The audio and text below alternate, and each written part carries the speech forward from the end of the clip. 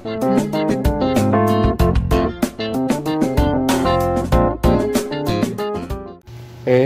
Recontech is here again. Ito, meron tayong issues na Skyward 40 inches na ang issue ay naka-standby lang mga ka-Recontech. Ayan, katulad nyan. Subaybayan nyo ito at ating i-repair kung makakayanan ba nating gawin. At maraming salamat sa 100 subscriber na tumutulong sa ating Recontech channel. God bless everyone. At sa mga hindi pa nagsusubscribe, aba, ano pang iniintay nyo? Mag-subscribe na kayo. At eto na, binubuksan ko na yung ating i-repair. Ayan o. At ingat kayo mga ka-Recontech na basta na lang itataas to. Meron yan na cable na para sa speaker. Huwag nyo nga hatakin na ganyan bigla. Huwag na huwag at baka masira. Ayan, atin lang didiinan yung lock para mabuksan ng matiwasay. Ayun. Para hindi naman natin madagdagan ng sira ang ating gagawing telebisyon. Ayan, isasaksak na natin mga guys. Ayun, nakasaksak na. At ito yung problema niya, naka-standby lang siya. Ayan, standby light. Kahit pindutin natin ay hindi siya nag-change na green. Kaya ang gagawin natin dito ay magbo-voltage checking tayo. Ayan na, i-ground lang natin. Ground, any ground dito. Ayan, ito. Any ground lang. Ito, ayan, naka-ground na yan dyan. Tapos mag-voltage checking tayo kung may pumasok na voltahe dito sa ano natin. Ito, tingnan natin to. Unang-unang MOSFET dito. Ayan, meron tayong 29 volts. So wala tayong problema sa primary kasi nakapasok na dito sa secondary. So sa backlight yan sigurado. Ito yun, 12 volts pasok din. May 12 volts na tayo dyan. 12 volts supply ng top board yan. Dito kaya nakarating kaya ang 12 volts dito sa may dito, kung may 12 volts dito. Ayun, mayroon din. Hanapin natin yung 3.3. Dapat may 3.3 tayo doon. Ano kaya may measure doon? Ay, missing. Walang ma-measure dito. Paano naman kaya yung coils natin dito sa taas? Kita pa ba? Ayun, coil doon. So may 5 volts tayo doon. Yung coil dito sa baba ay wala rin. Missing. What? Sa kabila ay wala rin. Missing talaga. So wala. Umiinit kaya yung IC natin? Wala man lang paramdam eh. Ito 0.5 sa kabila ay 0.5 din, pareho lang. Ayan, so ang nawawala ay 3.3 dito. Kaya sa coil dito, ano kaya mami-measure natin? Ayun, may 1.5 tayo dito mga ka-Recontech. Sa kabila 1.5 din ba? So may 1.5. Ang nawawala ay yung 3.3. Tingnan natin yung 3.3. Dapat yun ay mami-measure natin yung 3.3 dito. Ay sos, di pala makita. Sorry. Makita natin. Importante ito eh. Importante ito. Ayan. Di pa rin makita. Ayun. Ayan. Dapat makita natin dito ay 3.3 ay wala, 0.1 lang o 0.12. Mahina. Dito sa kabila wala rin, 0.2 din. So mayroong problema dito. Magmi-measure tayo ng mga, bunutin ko na, magmi-measure tayo ng mga capacitor na may shorted. Ano tayo, continuity tayo, continuity. Yan, continuity tayo, continuity. Yan, continuity. Yan. Dapat may beeping. Yun. Tapos gaground pa rin natin to. Kahit anong ground dyan. Ayan, nakaground na tayo dyan. Ito. Ayan, nakaground na. Dapat magbibip yan. Yun, nakaground. So, tignan natin yung LDO kanina. I-focus lang natin para kayo ay ma-share natin sa inyo to.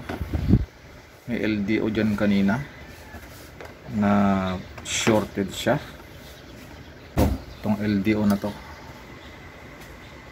Focus pa natin. Yan. Itong LDO na to, yan, low drop out na transistor to LDO. Yan, short. Yung output niya ay shorted. Uh-oh. Dapat wala tayong beeping na marinig dyan. Shorted siya.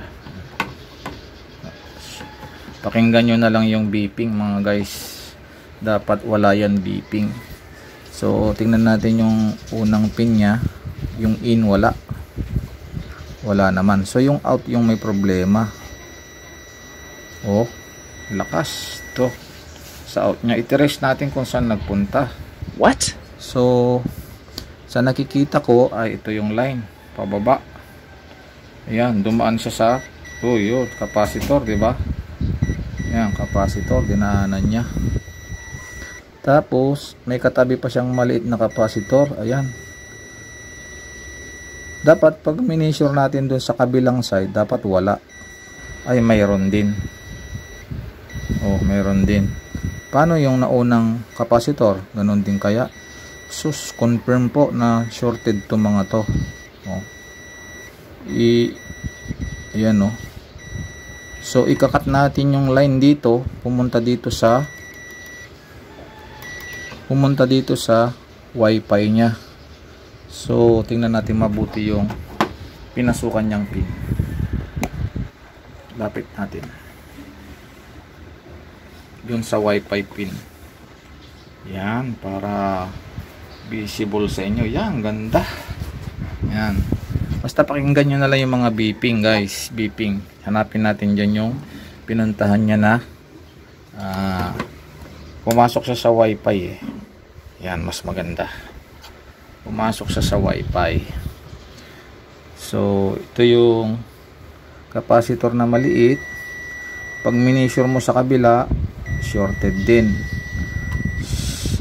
Dapat hindi. Kung ground mo yung isa dito, ground dito sa line dapat ng supply na ito galing dito sa LDO, dapat ay hindi siya shorted. Kaso shorted siya both eh. So suspected natin yung dalawang capacitor dito na maliit, pero pumasok siya sa wifi. Ayan. Bakit shorted pa rin dito? Ayan. Yan o. So ang gagawin natin guys ay putulin natin temporarily dito, i-cut natin. Okay? Cut. Nakat na yan actually, kaso gusto ko lang patunayan sa inyo na nakat na talaga. Okay?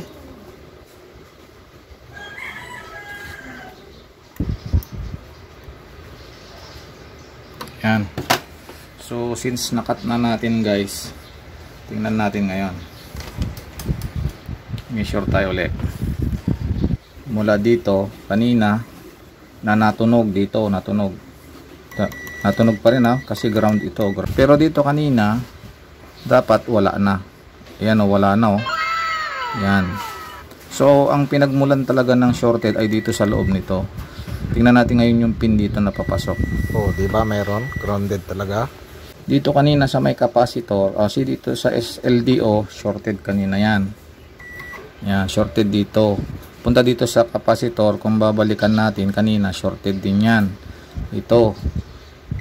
Dito normal yan kasi ground niya yan eh. Pero dito kanina, mayroon, di ba? Yan. Yan. So nandito yung shorted sa loob nito. Yan oh.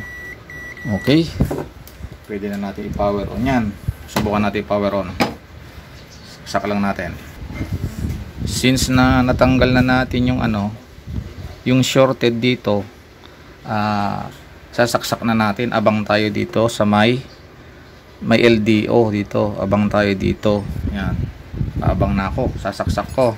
Tignan nyo na lang yung DBM natin.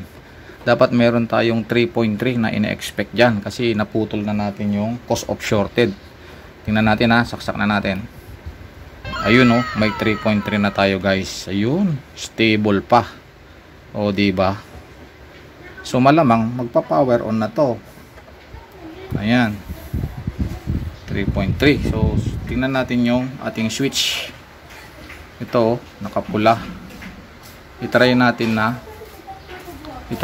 pindutin ito. Switch natin. Tingnan natin kung mag-green. Ayun, nag-green na oh, mga guys. So ibig sabihin, meron na tayong display niyan. Patay muna natin. Meron na tayong display niyan. Patay muna natin. Ayan. Tingnan natin yung actual. Tingnan natin yung actual mga guys. Wait lang. So ayan guys, pinalagin ko na. Makikita natin yan sa indicator. Ayun, sa baba meron na tayong pula, di ba? Sa indicator. Ito yung switch. Wait lang, ito yung switch natin. Ayan no, nakapula. As we can see guys, ito nakapula siya. Ano ba yan? Hirap ah, maigsi. So may indicator tayong pula, no? Ayun. Kita ba? Ayan, kita naman. So, pindutin na natin to. Pipindutin ko na. Ayun, nag-green. Ayun, no? Skyworks na siya, oh. Ang linaw ng glass. Ayun, oh. Ang linaw, mga guys, oh. Skyward, lumabas na siya. Ayan, no signal. Ayos pa. Kaso may sugat yung glass nyo. Uh-oh. Sana, hindi nagkaguhit, mga guys. Sana hindi magsira. Ayan, no signal na siya mga guys. Kita nyo? Naging success tayo mga ka-Recontex sa ating pagre-repair sa standby na problema ng TV na to. Abangan nyo ang part 2 kung paano naman natin i-repair yung Wi-Fi module. Don't forget to subscribe. Bye bye everyone.